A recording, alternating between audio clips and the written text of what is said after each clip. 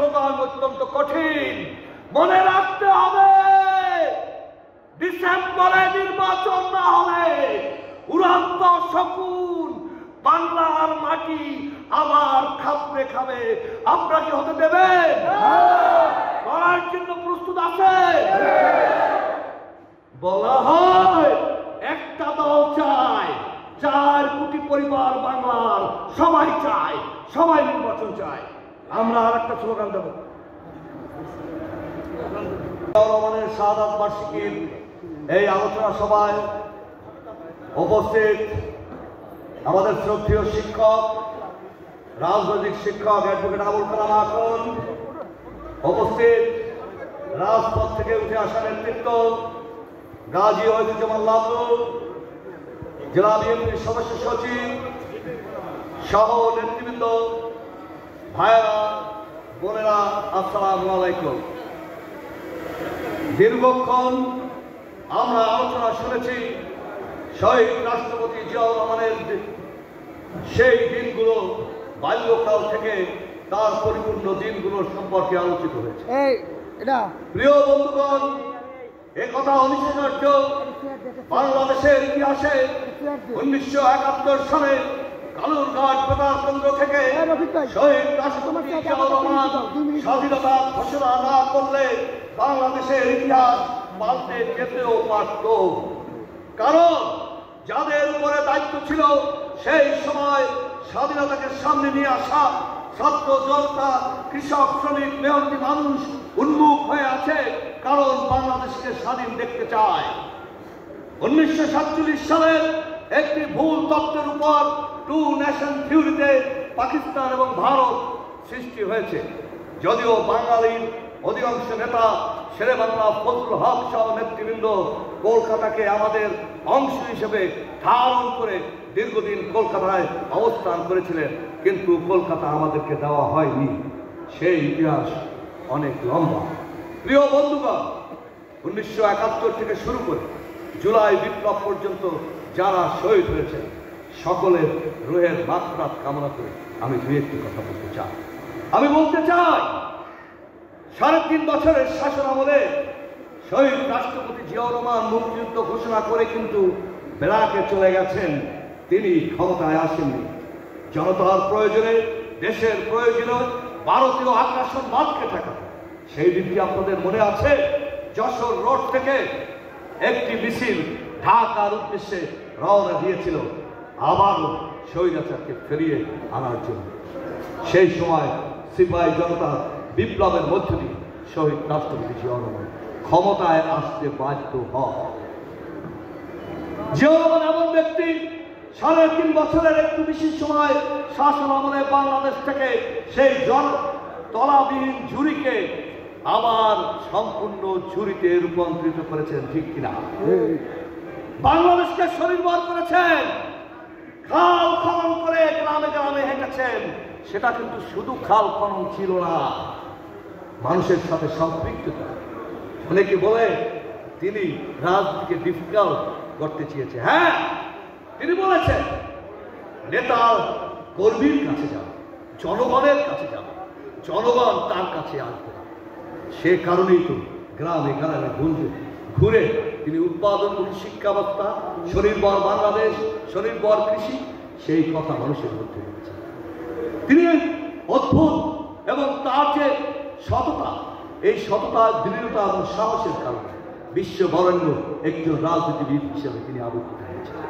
এ কারণে আল-কুদস কমিটির vice chairman হিসেবে ইরান ইরাক যুদ্ধ তিনি বন্ধ করতে পেরেছিলেন। তিনি দাঁড়িয়ে বলেছিলেন, মুসলিম দুটি রাষ্ট্র যদি যুদ্ধ করে মুসলমানের ঐতিহ্য নষ্ট হবে।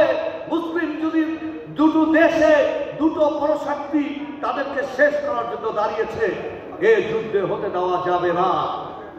গৃহতা মৃত্যুর অন্যতম কারণ। বহুদলীয় গণতন্ত্র দিয়েছিলেন বাকশালের পরিবর্তে। স্বৈরাচারী শেখ হাসিনা বাংলাদেশে পদার্পণ করতে পেরেছে আওয়ামী লীগ ফিরিয়ে দেওয়ার কারণে। কিন্তু ষড়যন্ত্রকারীরা কখনো থেমে থাকে না। মনে আছে শহীদ রাষ্ট্রপতি জিয়াউর রহমানের শহীদ হওয়ার পর এক নারীকে সেই সিলেট ওই অঞ্চলের বর্ডার থেকে গ্রেপ্তার করা হয়েছে, ঢাকায় ফিরিয়ে আনা হয়েছে, সে ছিল শেখ হাসিনা। অর্থাৎ ষড়যন্ত্র করে যখন সফল হয় না, বাংলার সকল মানুষ শহীদ জিয়ার রাজ দেখতে চায়, বাংলার আকাশ বাতাস কাঁদে, পুষ্পপল্ল কাঁদে, হে জিয়া, হে জিয়া, হে জিয়া, আমাদের জিয়া। ইতিহাসের রাখাল রাজা জিয়া, শরীর বল বাংলার জিয়া, আমাদের ভাই জিয়া। সেই মুহূর্তে জনতার চাপে তারা পালিয়ে যেতে চেয়েছিল। অনেকে পালিয়ে গেছে, অনেকে যেতে পারেনি। 24-এর মতো ইতিহাসের পুনরাবৃত্তি হয়। 17 বছর বাংলাদেশের মানুষের উপর অত্যাচার, নির্যাতন, নিপীড়ন করেছে। প্রিয় বন্ধুগণ, আমি আজকে শহীদ জিয়ার উপরে বক্তৃতা দিলে 1 ঘন্টা লাগবে। শুধু বলতে চাই, তার 19 দফা ধারণ করতে আপনারা রাজি আছেন কিনা? তার 19 দফা ধারণ করতে হলে তারেক রহমানের 31 দফা জনগণের মাঝে পৌঁছে দিতে হবে। এ দায়িত্ব আপনাদের, আপনাদের, আপনাদের। ঠিক আমার 1 মিনিট সময় আছে, 1 মিনিট মাত্র সময় আছে। আমি দুটো স্লোগান আপনাদের সামনে হাজির করতে চাই। স্লোগান দুটো আপনারা আমার সাথে সাথে দেবেন। আমি বলবো দিল্লি নয়, পিন্ডি নয়, নয় অন্য কোনো দেশ। আপনারা সবাই বলবেন সবার আগে বাংলাদেশ। দিল্লি নয়, পিন্ডি নয়, অন্য কোনো দেশ। দিল্লি নয়, পিন্ডি নয়, অন্য কোনো দেশ। এটি আমাদের নতুন স্লোগান, এটি ধারণ করতে হবে। আর একটি স্লোগান অত্যন্ত কঠিন, মনে রাখতে হবে। ডিসেম্বরে নির্বাচন না হলে উড়ান্ত শকুন বাংলার মাটি আবার খাপড়ে খাবে। আপনারা কি হতে দেবেন? করার জন্য প্রস্তুত আছে? বলা হয় একটা দল চায়, 4 কোটি পরিবার বাংলার, সবাই চায়, সবাই নির্বাচন চায়। আমরা আর একটা স্লোগান দেব। পিরোজপুর জেলা শাখা আয়োজিত আজকে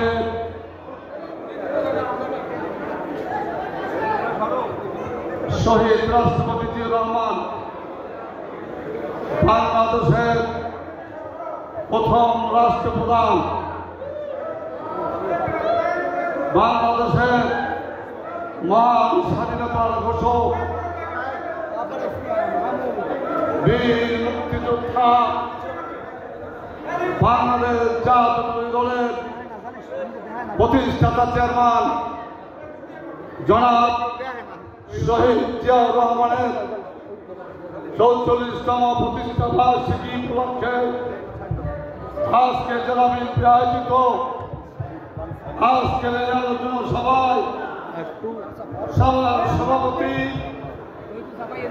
আমাদের প্রাণের মানুষ, আমাদের মুরব্বী, বাংলাদেশ জাতীয় দল পিরোজপুর জেলা শাখার সংগ্রামী আহ্বায়ক,